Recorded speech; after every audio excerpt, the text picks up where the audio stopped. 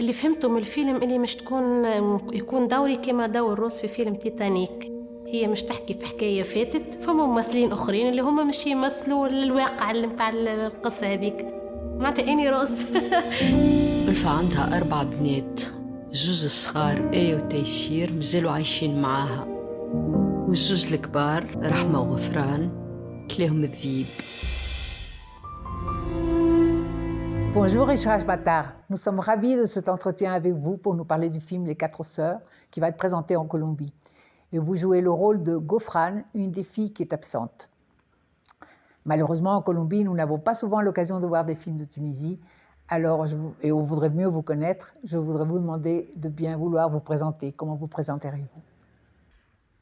Bonjour, c'est Ishraq Matar. Pour la petite histoire, Ishraq veut dire sunshine en arabe et Matar veut dire pluie.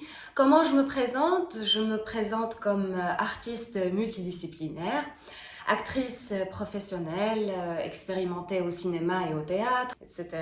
Et j'aime explorer ma sensibilité de différentes façons, dans différentes disciplines artistiques. Voilà, donc comment je me présente, artiste multidisciplinaire ou tout simplement artiste. Et vous, connaissez-vous la Colombie? Quelle est la première image qui vous vient à l'esprit quand on vous parle de la Colombie? Je n'ai pas encore eu la chance de visiter la Colombie, mais les premières images qui me viennent à l'esprit, c'est une nature luxuriante, des plages paradisiaques, une passion pour le foot. Dans le film, vous incarnez le rôle de Gofran, c'est une des filles qui rejoint le Daesh. Pouvez-vous nous parler un peu de ce mouvement et comment il opère? Vous expliquer ce qu'est ce mouvement prendrait des heures, mais disons que c'est la dernière multinationale du terrorisme. Mais Daesh, au départ, était bien utile à certains pour mener la guerre contre Bachar el-Assad en Syrie. Et ce n'est que quand elle a commencé à commettre des attentats dans le monde, en Europe, notamment au Bataclan, à Paris, en Belgique, au Royaume-Uni, que le monde s'est rendu compte que ce groupuscule n'en veut pas qu'à Bachar et que la guerre civile en Syrie n'était qu'un alibi pour cette organisation afin d'enrôler des jeunes combattants. Et mon pays, la Tunisie, qui était en pleine transition politique et démocratique, a été frappé par cette organisation, surtout en termes de recrutement de jeunes à envoyer dans le front syrien, comme Rahma et Ghofran.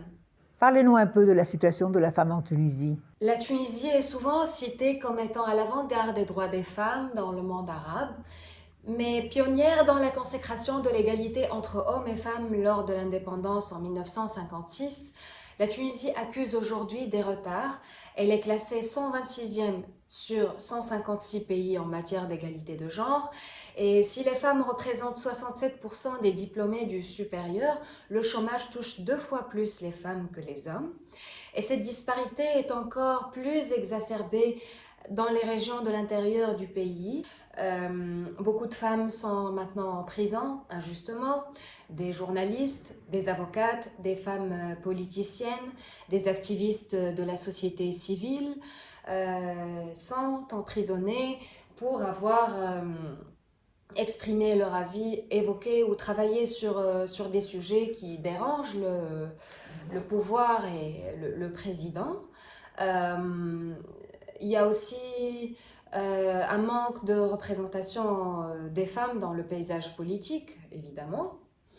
Et on parlait aussi du nombre de féminicides qui augmente. Bref, il y a encore du chemin à faire. Mais en tout cas, je pense que les femmes tunisiennes ne sont pas prêtes à baisser les bras. Elles se battent tous les jours pour leurs droits, pour leur liberté. Et voilà. Comment a été votre préparation pour jouer le personnage de Gofran, qui est une femme réelle, qui est vivante, qui est en vie, mais qui est absente? Et, d'habitude, quand on reçoit un scénario, on prépare son personnage, on imagine des choses qui ne sont pas écrites dans le scénario. On on invente plein de trucs, toute une histoire pour le personnage. Et si on a des questions sur les motivations ou le monde intérieur du personnage, on les pose au réalisateur ou à la réalisatrice. Mais cette fois-ci, on n'avait pas la possibilité d'inventer, de créer, car on devait essayer d'être le plus fidèle possible au personnage qui existe réellement, qui est là, qui est toujours en vie, mais qui est absent évidemment. Et la présence de Olfa et Taïsir avec nous au tournage nous a énormément aidés. Le djihad est un vêtement qui couvre le visage et le corps de la femme. Il a une implication également religieuse et parfois même politique. Vous le portez dans le film. L'avez-vous déjà porté dans votre vie réelle et qu'avez-vous ressenti? Oui, j'ai déjà mis le hijab quand j'étais jeune, j'avais 12 ou 13 ans, à une époque où je me cherchais. Et je l'ai enlevé après 2 mois, j'ai directement mis un short, je me suis teint les cheveux, etc. Voilà, je me cherchais, je voulais trouver ma personnalité. Mais dans le film, je sais ce qu'il a engendré sur le personnage que j'interprète, donc j'ai senti plus d'étouffement. Ce film est très particulier dans son genre car il mélange la fiction et la réalité. Comment avez-vous travaillé cette particularité? Quand il s'agit de fiction, j'essaie toujours de puiser dans mon vécu, dans mes émotions, dans ma mémoire affective. Quand il s'agit du réel, parce que dans le film, c'est un mélange entre la fiction et le réel, et pendant les moments difficiles ou douloureux, ou les émotions douloureuses dans le film, quand je suis moi-même en tant que Shraq, ça n'a pas toujours été facile à gérer. Dans le film, on passe souvent du rire aux larmes. Il y a une scène qui est très drôle et très naturelle, où vous préparez les filles d'Olfa à la performance. Cette scène était prévue dans le scénario? Non, cette scène était spontanée et ça ne faisait pas partie du scénario. Et d'ailleurs, cet exercice provient du théâtre et je l'ai proposé afin que nous puissions nous lâcher et nous concentrer par la suite. Mais la réalisatrice a su en faire usage. Une des scènes les plus poignantes est lorsque Ghofran, en prison, réclame sa fille. Comment vous êtes-vous préparé pour cette scène-là? Ben là est tout le génie du film, car il est bluffant. Et d'ailleurs, vous vous êtes vous-même fait bluffer sur cette séquence-là, car celle-là précisément, ce n'est pas moi en tant qu'actrice, mais ce sont des images d'archives, et c'est la vraie Ghofran en prison qui réclame sa fille. Ce sont de vraies images de la vraie Ghofran, et non pas moi à jouer Ghofran. Pour finir, Ishram, que diriez-vous à l'audience colombienne pour qu'ils viennent voir le film Les 4 filles? C'est une expérience cinématographique, jouant avec les frontières, une expérience à faire. C'est vrai que l'histoire est tunisienne et les événements se passent en Tunisie, mais les sujets dont parle ce film sont des sujets universels.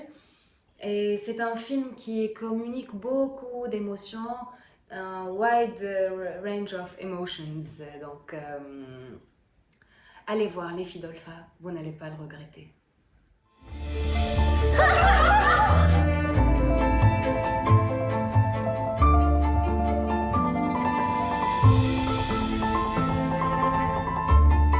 في الفيلم هذا باش نحاول نحكي حكاية بنات أولفا